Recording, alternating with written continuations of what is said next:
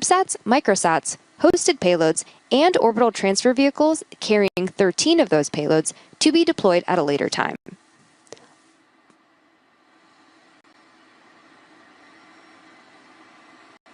All spacecraft on board today will separate from the second stage across 110 deployment events, scheduled to start around T+54 minutes and conclude about 2 hours and 43 minutes after lift. Payloads to orbit for more than 130 customers across our rideshare program. This launch marks our 19th launch of our transporter and bandwagon missions. For more information on what's flying today, we have a full list of payloads available on spacex.com/launches. Right now, the weather is currently green on the Central Coast, and the range is ready to support. If needed, there's a backup launch opportunity tomorrow at the same time. While the countdown continues, let's take a moment to learn more about the Taiwan Space Agency's Formosat 8, the payload at the top of today's stack. Remote sensing satellites with a raw res 1 meter and 2 ultra-high resolution satellites with a raw resolution of less than 1 meter.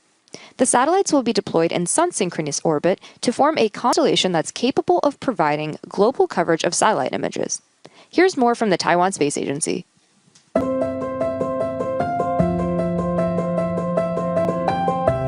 Taiwan holds significant advantages in semiconductors and precision machinery. With these capabilities, we are prepared to play a major role in the global space supply chain. Formosat 8 is Taiwan's first homemade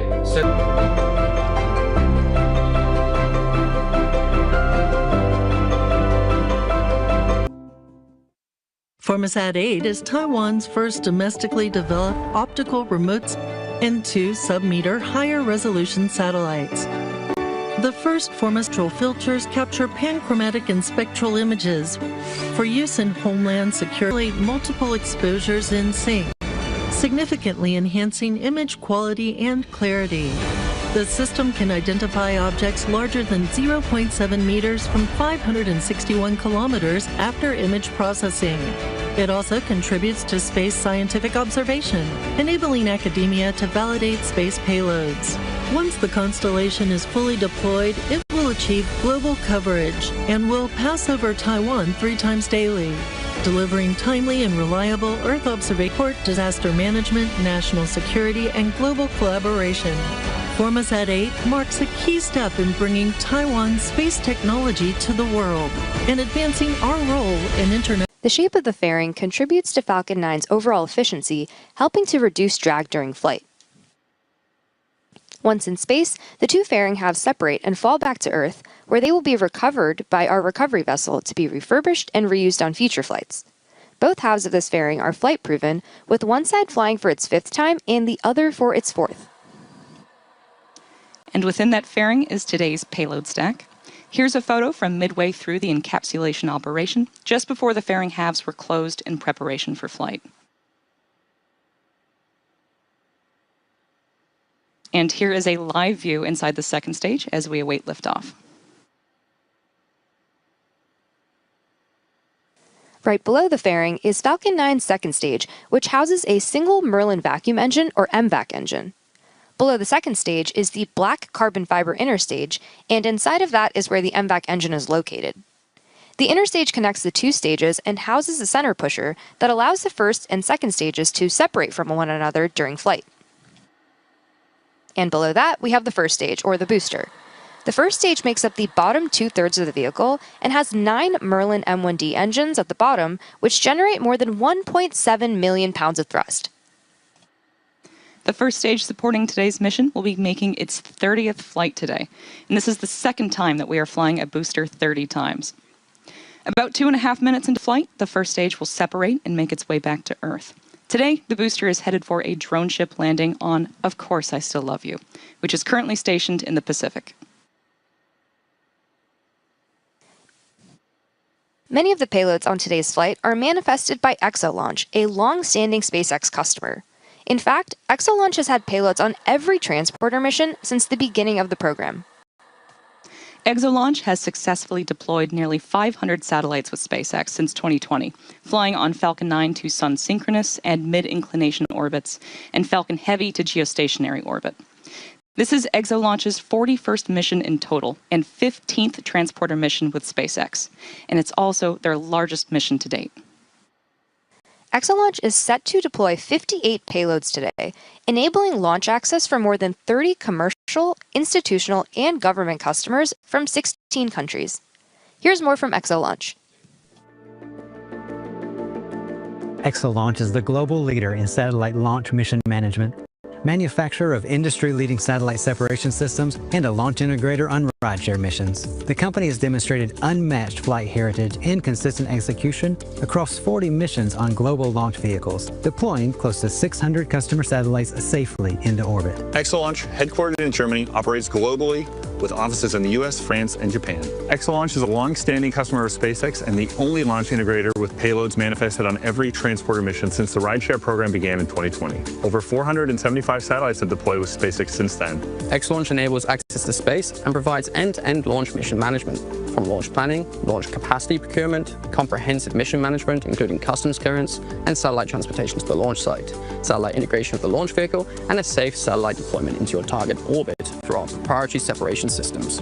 Transporter-15, our largest mission to date, features multiple satellite constellations and single satellite missions for our long-standing and new customers. As with previous missions, ExoLaunch is utilizing its portfolio of flight-proven deployment systems on Transporter-15. Carbonic separation rings in multiple sizes for precise and shock-free microsatellite separation, Exopod Nova deployers for both standard and high-volume, high-mass CubeSats, Quadro Aero 4-point microsatellite separation systems for synchronized low tip-off deployments, and ExoLaunch will also utilize its latest, much stiffer, flight-proven separation system, Carbonics Neo. Earlier this year, ExoLaunch announced new multi-year contracts with SpaceX to continue launching aboard SpaceX rideshare missions through 2028 and securing launch capacity for ExoLaunch's customers for years ahead. We're deeply grateful to SpaceX for enabling easy, reliable, and regular access to space for the global smallsat community. And we thank all of our customers for their continued trust and partnership. Go Transporter-15 and go Falcon 9.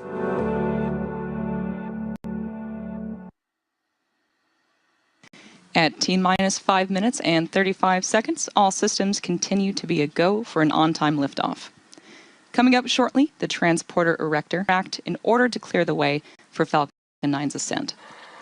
You might hear it referred to as the strongback from the launch team, though the strongback is one of the components of the TE that is alongside Falcon 9.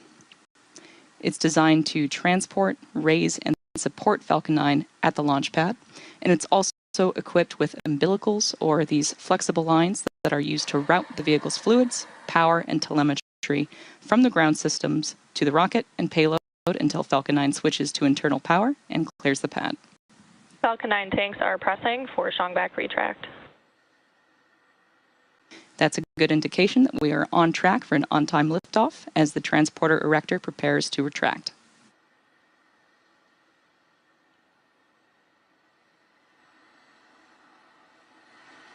We're just about 20 seconds away from starting to see those clamp arms opening around the second stage on our vehicle stack. Those clamps help stabilize the second stage during fueling and prevent movement in high winds. Once they're open, the rocket will be fully free at the top. Strongback recheck.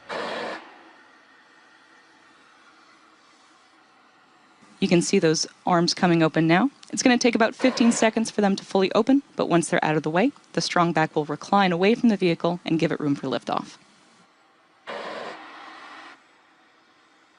Now that those arms are fully open, the rocket is free at the top.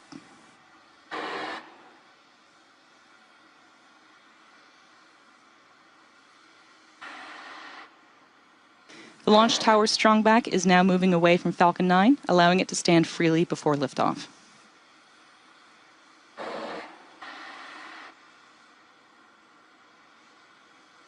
And there we can see that the strongback has fully reclined.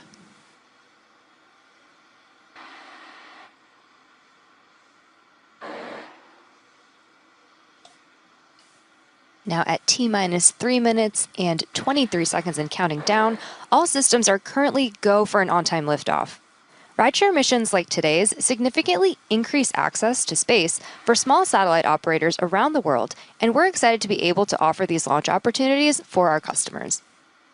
In addition to helping drive down the cost of access to space by flying reusable vehicles, dedicated rideshare flights provide small satellite operators competitive pricing, increased flight opportunities, and flexibility. Overall, SpaceX's rideshare program has enabled our Stage customers. Stage 1 load is complete. Go. There was a good call out that liquid oxygen loading for the first stage has finished, finalizing propellant loading for the booster. Overall, SpaceX's rideshare program has enabled our customers to iterate on their technologies and grow at scale. There are all types of spacecraft on these missions, everything from payloads for the US government, to constellation deployments, to technology demonstrators, to re-entry vehicles. And we've also seen several countries launch their first spacecraft ever on board transporter, tons of student efforts, and even a father-daughter CubeSat project. And we're excited to see how Starship, our next-generation launch vehicle currently in development, will take rideshare to the next level. For more information on SpaceX's rideshare program, visit spacex.com/rideshare.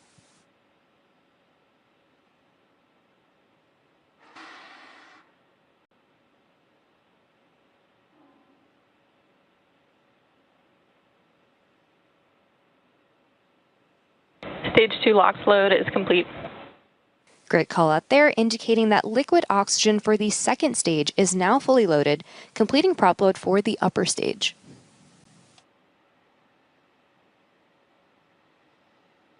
Those white clouds venting from the rocket is not smoke. Ground gas closeouts. That is condensation. And we just heard that the call out for the gas closeout has started, and that refers to the venting and closing out of the gaseous systems, such as the topping off of the tanks and sealing vents to maintain pressure inside of the tanks. So we're now standing by for confirmation that Falcon 9 is in startup, which will be coming up within the next 10 seconds at the T-1 minute mark. Falcon 9 is in startup.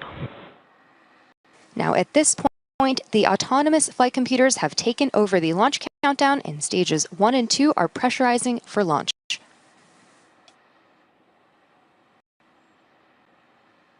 LD is go for launch. And with that note from the launch director, all systems are go for launch of Transporter-15.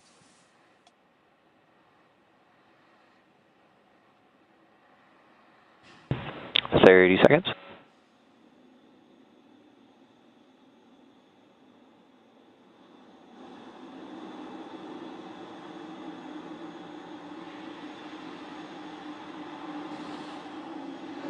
15 seconds.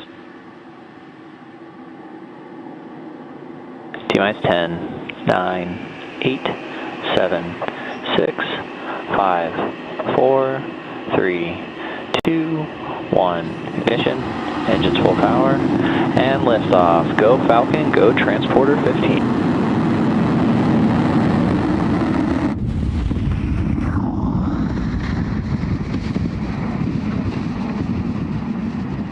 Vehicles pitching downrange. MOD chamber pressures are nominal.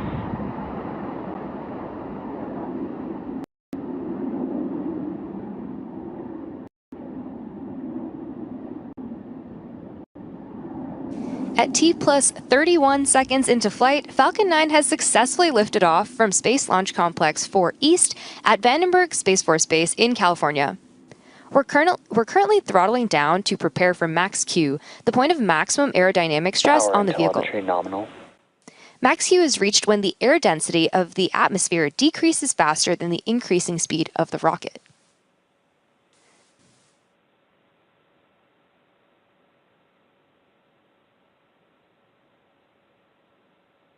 Mach 1.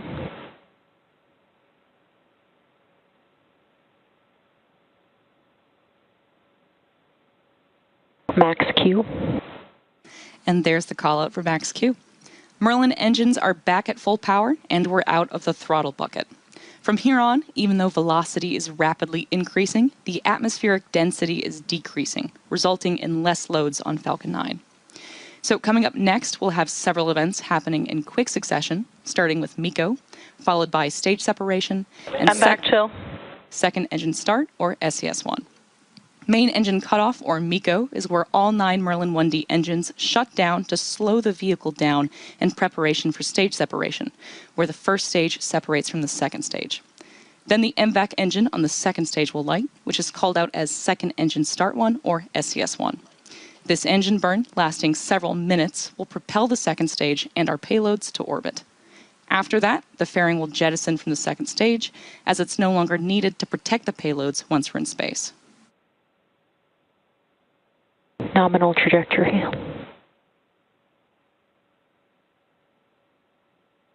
We should be hearing the first of these callouts in about 10 seconds from now.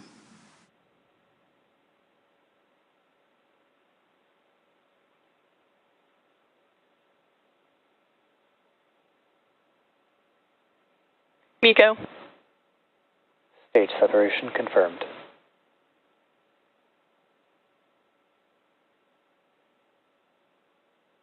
MVAC startup.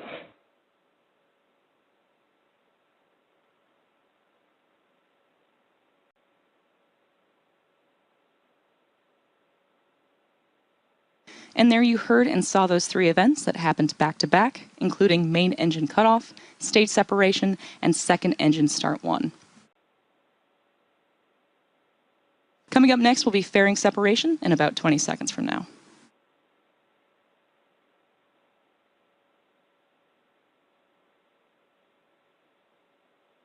We should be hearing that call out for fairing separation in just a few moments from now.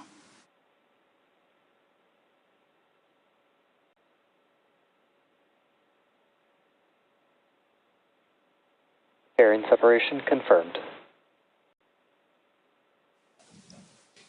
And there, we just heard confirmation of fairing separation, along with a view of those 2 halves separating from the vehicle on your screen. As a reminder, those fairings will make their way back to Earth for recovery. The next major milestone coming up is entry burn on our Falcon 9 first stage, which is scheduled to occur around the T+6 minute mark. The entry burn is used to slow the first stage down as it heads back towards our drone ship, Of Course I Still Love You. We're currently in our first MVAC burn, and this burn should last for another few minutes. The next milestone will be the first stage entry burn, coming up in about 2 minutes from now.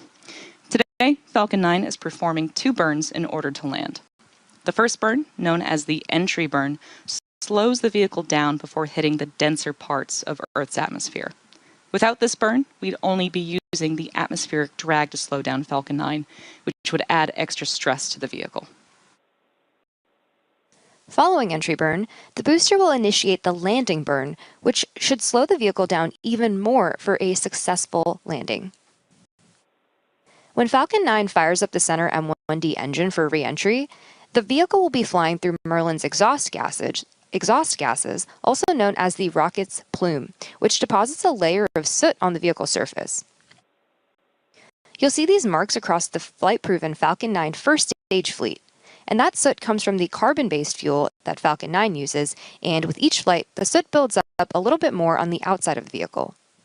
Today's booster is a veteran and no stranger to rideshare missions, having flown 29 missions prior to today's flight, including Transporter-15, Bandwagon 2, Transporter 9, and Transporter 8.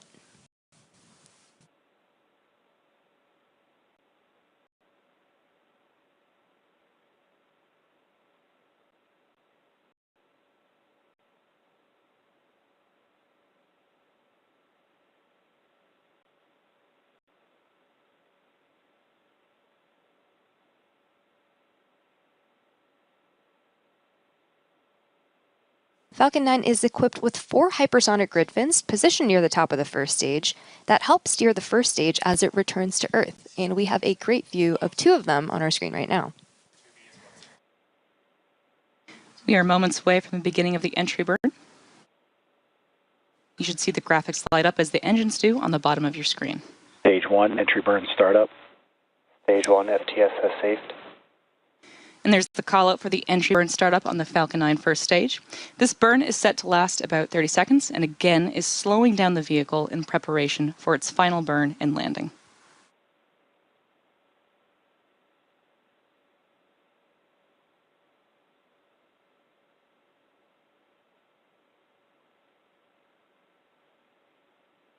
Stage 1, entry burn shutdown. And that concludes our entry burn. As Both mentioned, vehicles remain on a nominal trajectory. As mentioned earlier, we will be attempting to recover this booster. Today, the booster is targeting a landing on our drone ship, Of Course I Still Love You. Today's landing burn attempt will be a 3-engine landing burn, where engines 1, 5, and 9 will relight to really quickly slow down the vehicle before touchdown. You can follow along with the burn in the engine graphic at the bottom of your screen. As this burn happens, you'll notice a decrease in both speed and altitude. And during the landing burn, we're expecting the shutdown of the second stage MVAC engine, which is known as Second Engine Cutoff 1, or SES, or SECO 1. We have both events coming up in just a minute.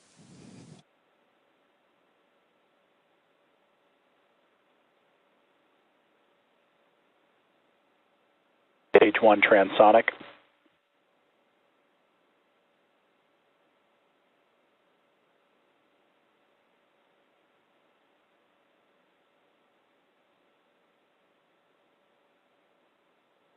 Stage 2 is in terminal guidance.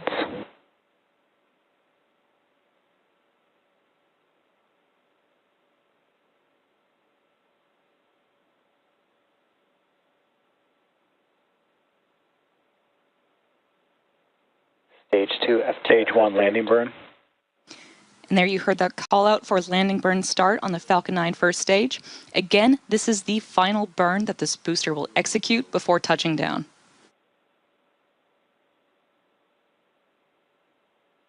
Stage 1 landing leg deploy.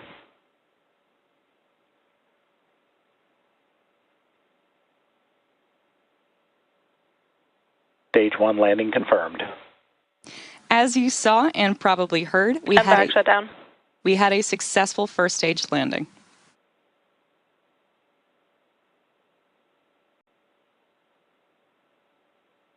Nominal orbit insertion. That was successful cutoff of our second stage engine, and we heard the call out for good orbit. Coming up next, we have the second burn of our MVAC engine on board the second stage, or SES-2, around the T+, 51 minute mark. The first batch of deployments today will begin at about T+, 54 minutes. We'll be back at around T+, 50 minutes to bring you live coverage of SES-2. Until then, enjoy our space tracks and we'll see you soon.